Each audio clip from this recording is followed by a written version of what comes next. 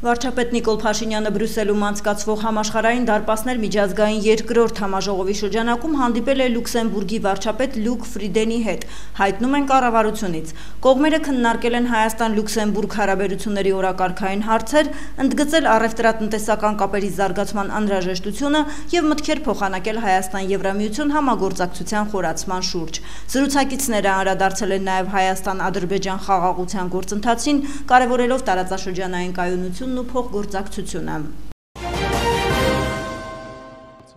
Կառավարությունը հոկտեմբերի 9-ի նիստում հաստատել է համայնքների ենթակառուցվածքների զարգացմանն ուղղված սուբվենցիոն ծրագրերը 2025-ի պետական բյուջեից համաֆինանսավորման նպատակով մարզպետների աշխատակազմերին 1 միլիարդ 582 միլիոն 206 հազար դրամ հատկացնելու վերաբերյալ որոշման նախագիծը 24 համայնքի 26 սուբվենցիոն ծրագրեր ըստ մարզերի բաշխվածության հետևյալն է.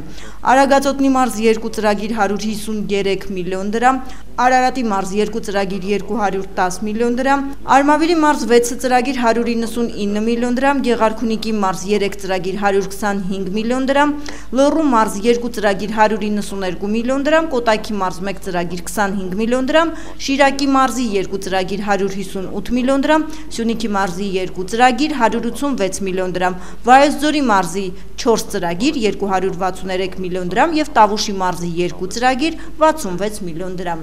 Ցանկանում եմ նշել, որ սույն որոշման հաստատմամբ կունենանք 2025 թվականի պետական բյուջեից 14.9 միլիարդ դրամի համաֆինանսավորված սուբվենցիոն ծրագրեր, տեղեկացրել է փոխնախարարը։ Աբովյան քաղաքի 62-րդ տարեդարձի կապակցությամբ համայնքապետարանում կազմակերպվել է պարգևատրման տոնական արարողություն։ Համայնքի ղեկավար Էդուարդ Բաբայանի ուշադրությանն այս անգամ արժանացել են Աբովյանի համայնքապետարանի աշխատակազմի երկարամյա աշխատակիցները։ Համայնքի ղեկավարը խրախուսել և շնորհակալագրեր է հանձնել երկարամյա աշխատակիցներին, գնահատելով նրանց տարիների ներդրումը և նվիրումը։ Հոկտեմբերի 9-ին վիճաբանություն և դանակահարություն է տեղի ունեցել Կոտայքի մարզում, ինչպես հայտնում է Շամշյանքոմը ժամը 00:05-ի սահմաններում ներքին գործերի նախարարության ոստիկանության համայնքային ոստիկանության գլխավոր վարչության Աբովյանի բաժնում հերթական օպերատիվ տեղեկություններն են ստացվել, որ մի քաղաքացի դանակահարված վիճակում տեղափոխվել է Աբովյան բժշկական կենտրոն։ Հիվանդանոց են մեկնել ոստիկանության քրեական ոստիկանության գլխավոր վարչության, Կոտայքի մարզի քրեական վարչության պետ Վարդան Խաչատուրյանը, ոստիկանության Կոտայքի բաժնի պետ Տիգրան Պողոսյանը, բաժնի պետի տեղակալ Արսեն Սարգսյանը։ Տեղում պարզվել է, որ ստացված օպերատիվ տեղեկությունները հավաստի են։ Տեղում բժիշկները քրեական և համայնքային ոստիկաններին հայտնել են, որ վիրավորը իրենց մոտ է տեղափոխվել դեմքի կրծքավանդակի որովայնի առաջնային պատերի կտրած ծակած վերք ախտորոշմամբ և ի վիճակի չէ կատարվածի մասին բացատրություն տալ, քանի որ գտնվում է վիրահատարանում։ Մինչ բժիշկները պայքարում էին վիրավորի կյանքի համար, քրեական և համայնքային ոստիկանները պարզել են, որ վիրավորը Կոտայքի մարզի բնակիչ 20-ամյա Շանթ Հն է, ում հիվանդանոց է տեղափոխել իր հայրը։ Քրեական և համայնքային ոստիկանները պարզել են, որ հոկտեմբերի 8-ին ժամը 23:10-ի սահմաններում անձնական հարցերի շուրջ վիճաբանություն է տեղի ունեցել հիվանդանոց տեղափոխված Շանթ Հ-ի, Կոտայքի մարզի բնակիչներ 20-ամյա Հրաչյա Հ-ի, 20-ամյա Լեռնիկ Ա-ի, 16-ամյա Մինաս Գ-ի, 19-ամյա Վարդգես Ս-ի, 19-ամյա Ասատուր Խ-ի, մյուս կողմից Կոտայքի մարզի բնակիչներ 17-ամյա Ամուր Ա-ի, 20-ամյա Վիրաբ Ա-ի, 17-ամյա Ռաֆիկ Ա-ի, 17-ամյա Կարեն Ե-ի և 16-ամյա Հայկ Կ-ի միջև, որի ընթացքում կռվի մասնակից անձանցից մեկը իր մոտ եղած սուր կտրող ծակող առարկայով հարվածել է Շանթ Հ-ին։ Դեպքի փաստով Աբովյանի քննչական բաժնում նախաձեռնվել է քրեական վարույթ, ձեռնարկվում են անհրաժեշտ միջոցառումներ հանցագործություն կատարած անձանց և հանցագործության գործիք դանակը հայտնաբերելու ուղղությամբ։ Աբովյան քաղաքի հանրային և բակային տարածքներում շարունակաբար իրականացվում են կանաչ գոտիների պահպանությանն ու խնամքին ուղղված աշխատանքներ։ Քաղաքում մեկնարկել է ծառերի աշնանային և սանիտարական էտը։ Խնամքի և ձևավորման էտին զուգահեռ Աբովյանի համայնքային կոմունալ տնտեսությունը հետևողականորեն անդրադառնում է բնակիչների դիմումներին, իրականացնելով սանիտարական ծառայետման, մաքրման աշխատանքներ բազմաբնակարան շենքերի շրջակայքում։ Ներքին գործերի նախարարի տեղակալ Արմեն Մկրտչյանը հոկտեմբերի 6-ին հանդիպել է Ասիական զարգացման բանկի ներկայացուցիչներին։ Քննարկվել են բանկի կողմից հաստատված աջակցություն Ասիական զարգացման բանկի աղետների ռիսկի կառավարման 2024-ից 2030 թվականների գործողությունների ծրագրի իրականացմանը տեխնիկական աջակցության ծրագրի շրջանակում նախատեսվող առաջնահերթ ուղղությունները։ Ծրագրի նպատակը Հայաստանում աղետների ռիսկի նվազեցման կարողությունների զարգացմանը, տվյալների հավաքագրմանը, աղետների ռիսկի գնահատմանը և տեխնոլոգիական համակարգերի ամրապնդմանը, ինչպես նաև սեյսմիկ անվտանգության մակարդակի բարձրացմանն աջակցելն է։ Արմեն Մկրտչյանը բարձր է գնահատել Ասիական զարգացման բանկի հետ համագործակցությունը, մասնավորապես աղետների ռիսկի կառավարման ոլորտում, հստակեցնելով ներքին գործերի նախարարության մանդատը որպես ոլորտի քաղաքականություն մշակող և համակարգող դերակատարում ունեցող պետական կառավարման համակարգի մարմին, փոխնախարարը նշել է, որ Հայաստանի Հանրապետության կառավարությունը նախաձեռնել է ինստիտուցիոնալ բարեփոխումներ։ Կարևորվել է աղետների ռիսկի կառավարման և բնակչության պաշտպանության մասին Հայաստանի Հանրապետության օրենքի ընդունումը և նշվել, որ նախարարությունն իր մանդատի շրջանակում համակարգում է ավելի քան 40 ենթաօրենսդրական ակտերի մշակման գործընթացը։ Քննարկման առանցքային ուղղություններից էր նաև աղետների ռիսկի վերաբերյալ տվյալների շտեմարանների ձևավորումը, ինչը կնպաստի տեղական ինքնակառավարման մարմիններից և մասնավոր հատվածից դեպի պետական կառավարման համակարգի մարմիններ տվյալների արդյունավետ հավաքագրմանն ու կառավարմանը։ Արմեն Մկրտչյանը կարևորել է տվյալների հավաքագրումը և վերլուծությունը GIS համակարգերի ներդրումը, կրթական և վերապատրաստման ծրագրերի, միջազգային լավագույն փորձի կիրառումը, ինչպես նաև տեխնոլոգիական զարգացման ուղղություններով համագործակցության ամրապնդումը։ Բանկի ներկայացուցիչները ողջունել են աղետների ռիսկի կառավարման ուղղությամբ Հայաստանի կառավարության իրականացրած բարեփոխումները։ Կողմերը պայմանավորվել են շարունակել և ընդլայնել համագործակցությունը։ Հայաստանի Հանրապետության սուվերեն տարածքում Զանգեզուրի միջանց կանոնով որևէ պրոյեկտ չկա և չի կարող լինել, լրագրողների հետ զրույցում այսօր հայտարարել է արտաքին գործերի փոխնախարար Վահան Կոստանյանը, թե ինչպես կանվանեն Ադրբեջանի իշխանություններն իրենց տարածքով անցնող կոմունիկացիոն պրոյեկտները, արդեն իրենց խնդիրն է, նշել է նա։ Կոստանյանի խոսքով Հայաստանը ստացել է հնարավորություն խաղաղ և կայուն տարածաշրջան կառուցելու, ինչը սկսել է։ Մենք հույս և վստահություն ունենք, որ խաղաղության գործընթացը կգնա դրական ուղով, ասել է արտաքին գործերի փոխնախարարը։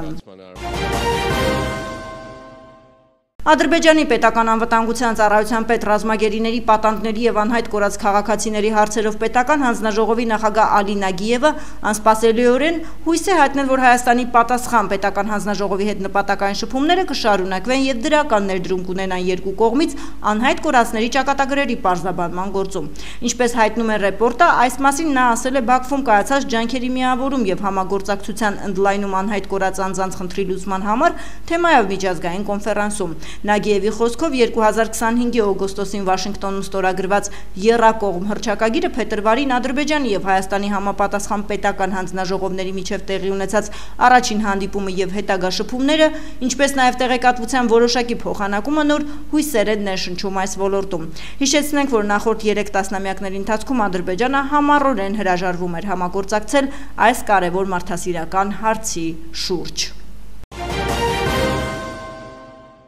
Կառավարության այսօրվա նիստում էկոնոմիկայի նախարար Գևորգ Պապոյանը զեկուցելով աջակցության հերթական ծրագիրը նախագծով առաջարկել է 2024-25 թվականների կարկուտի հետևանքով պատճառված վնասների դիմաց մասնակի փոխհատուցում տրամադրել այն հողօգտագործողներին, որոնց կողմից օգտագործվող ցանքատարածքներում և այգետարածքներում կարկուտի հասցրած վնասը կազմել է 40-ից 100%։ Ըստ նախարարի հաշվարկը կատարվել է մշակաբույսերի մշակության հիմնական ծախսերի հիման վրա, որպեսզի կայունացնեն գյուղացիական տնտեսությունների ֆինանսական վիճակը, որպեսզի հաջորդ գյուղատնտեսական տարում կարողանան իրականացնել գյուղատնտեսական գործունեություն։ Որոշմամբ ասվում է, որ այն ֆերմերները, որոնք 2024-25 թվականներին ստացել են ծախսերի փոխհատուցում գարնանացան սերմերի գծով, չեն կարող փոխհատուցում ստանալ։ Պապոյանը տեղեկացրել է, որ եթե այգին վնասվել է 100%-ով, ապա ծիրանի դեպքում փոխհատուցումը կկազմի 302,000 դրամ, կարտոֆիլի դեպքում 446,000 դրամ, բանջարաբոստանային կուլտուրաները 137,000 դրամ, աշնանացանցորենը 55,000 դրամ։ Աջակցություն ստանալու համար շահառուները մինչև 2025-ի հոկտեմբերի 31-ը դիմում են համայնքին, վերջիններս էլ մինչև նոյեմբերի 10-ը ամփոփում են դիմումները, ապա ներկայացնում մարզային հանձնաժողովներ։ Վերջիններս էլ 3 աշխատանքային օրվա ընթացքում քննարկում են ներկայացված ակտերը և ներկայացնում հանրապետական հանձնաժողովի հաստատմանը։ Կառավարության նիստը վարող փոխվարչապետ Տիգրան Խաչատրյանը պարզաբանել է, որ գյուղացիական տնտեսությունները վերջին 2 տարիներին զրկված են եղել բերքի ապահովագրումից, քանի որ ընկերությունները դրանք ռիսկային են համարել եւ չեն ապահովագրել։ Ըստ Խաչատրյանի պետք է գտնել ապահովագրման նոր մեխանիզմ, որը նախատեսում են գործարկել 2026 թվականից։ Կառավարությունը հոկտեմբերի 9-ին նիստում որոշել է գերակա ոլորտում իրականացվող ներդրումային ծրագրի շրջանակներում ներմուծման մաքսատուրքից ազատել բիզնես բուկետ սահմանափակ պատասխանատվությամբ ընկերությանը։ Այս ընկերության կողմից ներմուծվող ապրանքներով նախատեսվում է Չարենցավան քաղաքի Ֆանտան գյուղում կառուցել ծաղկաբուծության արտադրական բազա բաց դաշտային պայմաններում։ Ընկերությունը հիմնադրվել է 2025 թվականին, ծրագրի շրջանակներում նախատեսվում է իրականացնել ընդհանուր շուրջ 270 միլիոն դրամի շինարարական եւ հողային աշխատանքների իրականացման, հումքի եւ հիմնական միջոցների ձեռքբերման եւ այլ աշխատանքների իրականացման համար։ Ներկայումս առկա է 10 աշխատատեղ ներդրումային ծրագրի շրջանակներում մինչեւ 2026 թվականը նախատեսվում է ստեղծել 10 նոր աշխատատեղ 210,000 դրամ միջին ամսական աշխատավարձով։ Արտոնություն ստանալու համար ներկայացված ապրանքների արժեքը կազմում է 29 միլիոն դրամ։ Մաքսատուրքից ազատման արտոնությունը գնահատվում է 1.4 միլիոն դրամ։ ՄԱԿ-ի գլխավոր ասամբլեայում 80-րդ նստաշրջանի 6-րդ կոմիտեում օրենքի գերակայությունը ազգային եւ միջազգային մակարդակներում օրակարգային կետի ներքո Վարդուհի Մելիքյանը իր ելույթում ընդգծել է, որ ՄԱԿ-ի կանոնադրության ընդունմամբ անդամ երկրները ստանձնել են հավաքական պատասխանատվություն պահպանել օրենքի գերակայության սկզբունքը որպես հիմնաքար նոր աշխարհակարգի համար։ Այս մասին տեղեկացնում են ՄԱԿ-ում Հայաստանի մշտական ներկայացուցչությունից։ Առաջնորդվելով կանոնադրության նպատակներով եւ միջազգային իրավունքի սկզբունքներով ՄԱԿ-ը կենտրոնական հարթակ է դարձել բազմակողմ դիվանագիտության հակամարտությունների հանգուցալուծման, մարդու իրավունքների պաշտպանության, կայուն զարգացման նպատակների առաջընթացի եւ միջազգային իրավունքի կոդիֆիկացիայի համար։ Չնայած տասնամյակների ընթացքում արձանագրված նշանակալի առաջընթացին, համաշխարհային գործընթացները մշտապես չեն ուղեկցվել կանոնադրության գաղափարներով։ Միջազգային իրավունքի անհարմար խախտումները, իրավական պարտավորությունների հանդեպ ընտրովի մոտեցումը, ուժի քաղաքականության շարունակականությունը նսեմացրել են օրենքի գերակայության սկզբունքի հանդեպ վստահությունը։ Հայաստանը հանձնառու է կատարել իր կողմից ստանձնած միջազգային պարտավորությունները եւ դրանք արդյունավետ ներմուծել ներպետական իրավական համակարգ, նշված է հաղորդագրության մեջ։ Ամերիկայի Միացյալ Նահանգներում Հայաստանի Հանրապետության դեսպան Նարեկ Մկրտչյանը հանդիպում է ունեցել Միացյալ Նահանգների պետքարտուղարի քաղաքական հարցերով տեղակալ Էլիսոն Հուքերի հետ, հայտնում են Միացյալ Նահանգներում Հայաստանի դեսպանատնից։ Քննարկվել է օգոստոսի 8-ին Վաշինգտոնում ստորագրված փաստաթղթերի, մասնավորապես Հայաստան-Միացյալ Նահանգներ փոխըմբռնման հուշագրերի եւ թրիփի կյանքի կոչման գործընթացը։ Էլիսոն Հուքերը վերահաստատել է Միացյալ Նահանգների հանձնառությունը Հարավային Կովկասում խաղաղության եւ տարածաշրջանային համագործակցության հաստատման օրակարգին։ Օպերատիվ իրավիճակը հանրապետությունում հոկտեմբերի 8-ից 9-ին բացահայտվել է 111 հանցագործություն, որոնցից 5-ը նախկինում կատարված։ Նախկինում կատարված հանցագործություններից բացահայտվել է 5 դեպք շորթման, հայտնաբերվել է 9 հետախուզվող, գրանցվել է զենք զինամթերքի կամավոր հանձնման 1 դեպք։ Ճանապարհատրանսպորտային պատահարների վիճակագրության համաձայն անցած մեկ օրում գրանցվել է 24 ավտովթար, 2 մարդ զոհվել է, 23-ը ստացել տարբեր աստիճանի մարմնական վնասվածք։ Հոկտեմբերի 8-ին մահվան ելքով վրաերթ է տեղի ունեցել 14:30-ի սահմաններում Կոտայքի մարզում։ Ինչպես հայտնում է Շամշյան.com-ը, Կոտայքի մարզի բնակիչ 43-ամյա Արման Մ-ն իր վարած BMW մակնիշի ավտոմեքենայով Ալափարս Արզական ավտոճանապարհին վրաերթի է ենթարկել հետիոտն Գեղարքունիքի մարզի բնակիչ 49-ամյա Սեյրան Գ-ին, ապա բախվել Հայաստանի էլեկտրական ցանցեր ընկերության կողմից տեղադրված Փայտե Էլեկտրասյանը եւ տապալել այն։ Վրաերթի ենթարկվածը Չարենցավան բժշկական կենտրոնի շտապօգնության բժիշկների կողմից նախ տեղում առաջին բուժ օգնություն է ստացել, ապա տեղափոխվել Երևան Սուրբ Գրիգոր Լուսավորիչ բժշկական կենտրոն։ Ֆոտոլրագրողի հաղորդմամբ ժամեր անց Սուրբ Գրիգոր Լուսավորիչ բժշկական կենտրոնից ահազանգ է ստացվել ոստիկանության Չարենցավանի բաժին, որ վիրավորը գիտակցության չգալով մահացել է։ Դեպքի փաստով Չարենցավանի քննչական բաժնում նախաձեռնվել է քրեական վարույթ, քննիչի հանձնարարականով ավտոմեքենան տեղափոխվել է ոստիկանության Չարենցավանի բաժնի պահպանվող հատուկ տարածք։ Քրեական ոստիկանության Կոտայքի մարզային վարչության ծառայողների ձեռնարկած օպերատիվ հետախուզական միջոցառումների եւ բացատրական աշխատանքի արդյունքում հոկտեմբերի 8-ին կամավոր վարչությունը ներկայացել Էջմիածին քաղաքի բնակիչ 35-ամյա մի երիտասարդ, որը սեպտեմբերի 16-ից հետախուզվում էր կողոպուտի եւ հանցանք կատարած անձին աջակցելու մեղադրանքով։ Խափանման միջոցը կալանք։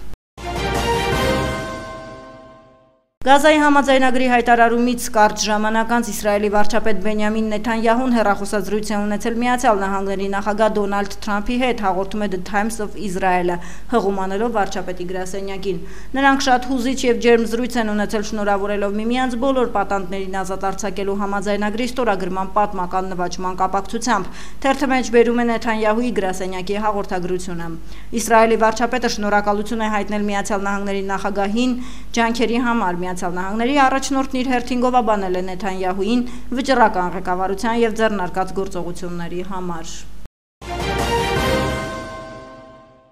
Միավորված ազգերի կազմակերպության գլխավոր քարտուղար Անտոնիո Գուտերեշը ողջունել է Ամերիկայի Միացյալ Նահանգների նախագահ Դոնալդ Թրամփի առաջարկով Իսրայելի եւ Համասի միջև համաձայնության հաստատումը Գազայում կրակի դադարեցման եւ գերիների ազատ արձակման հարցում։ Ինչպես հաղորդում է Armen Press-ը, X սոցիալական ցանցում կատարած գրառման մեջ Գուտերեշը բարձր է գնահատել Միացյալ Նահանգների, Կատարի, Եգիպտոսի եւ Թուրքիայի միջնորդական ջանքերը համաձայնության հասնելու գործում։ Կոչ եմ անում բոլոր շահագրգիռ կողմերին լիովին պահպանել համաձայնագրի դրույթները։ Բոլոր պատանդները պետք է ազատ արձակվեն արժանապատիվ կերպով։ Պետք է ապահովի մշտական հրադադարը։ Մարտերը պետք է մեկընդմիշտ դադարեցվեն։ Պետք է ապահովի մարդասիրական պարագաների եւ անհրաժեշտ նյութերի անհապաղ եւ անարգել մուտքը Գազա։ Տառապանքները պետք է ավարտվեն։ ՄԱԿ-ը կաջակցի համաձայնագրի լիարժեք իրականացմանը։ Մենք կխթանենք վերականգնման եւ վերակառուցման ջանքերը Գազայում, գրել է Գուտերեշը։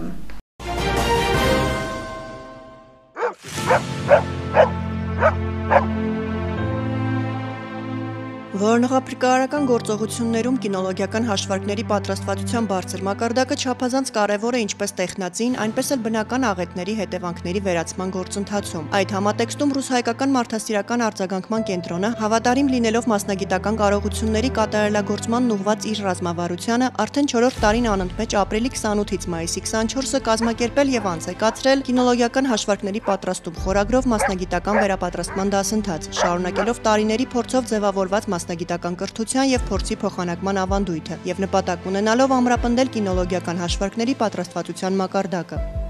Դասընթացն իրականացվել է նախնական գնահատման փուլով, որի շրջանակներում մասնագետները վերլուծել են նախորդ տարում իրականացված ուսումնավարժանքների արդյունքում մարտական հաշվարկների կողմից գրանցված առաջընթացը։ Դասընթացի հիմնական բաղադրիչն է տուժածների որոնողափրկարարական աշխատանքները տեխնածին փլատակների դեպքում թեմայի ուսուցումը։ Այս տարվա ուսումնական ծրագրում ընդգրկվել են մի շարք նոր ուղղություններ համապատասխան ժամանակակից մարտահրավերներին։ Մասնավորապես առանձին ուշադրություն է հատկացվել փլատակներում իրականացվող որոնողափրկարարական գործողությունների կազմակերպման եւ իրականացման մեթոդաբանությանը։ Նորամուծություններից է նաև դիակների որոնողական աշխատանքների առանձնահատկությունները թեմայի ընդգրկումը, որը մեծ պահանջարկ ունի կինոլոգիական ոլորտի մասնագետների շրջանում։ Բացի այդ, այս տարվանից ուսումնական գործընթացում ներառվել է նաև ջրահեղձվածների որոնողական աշխատանքներ թեման, հաշվի առնելով ջրային միջավայրում փրկարարական գործողությունների կարևորությունը։ Բարձր պատրաստվածություն ունեցող հրահանգչական անձնակազմն աշխատում է ոլորտի առանձին ուղղություններով, կիրառելով ինչպես միջազգային առաջադեմ փորձ, այնպես էլ ռուս-հայկական մարդասիրական արձագանքման կենտրոնի կողմից մշակված եւ արտակարգ իրավիճակներում բազմիցս փորձարկված մեխանիզմները։ Ուսուցման ողջ ընթացքում հատուկ ուշադրություն է դարձվում նաեւ որոնողական շների մոտիվացիայի պահպանմանն ու ամրապնդմանը, ինչն առանցքային նշանակություն ունի որոնողափրկարարական արդյունքների ճշգրտության եւ տուժածների հնարավոր փրկության տեսանկյունից։ Ամփոփելով հարկ է նշել, որ պատրաստվածության մակարդակը զգալիորեն բարձրացել է, ինչը լավագույնս վկայում է նմանատիպ մասնագիտացված վերապատրաստումների արդյունավետության մասին։ Նմանատիպ դասընթացները նոր որակ եւ վստահություն կհաղորդեն մասնակիցներին, հանդիսանալով կարևոր քայլ տուժածների փրկության գործընթացում ժամանակակից եւ համակարգված մոտեցումների ներդրման համար։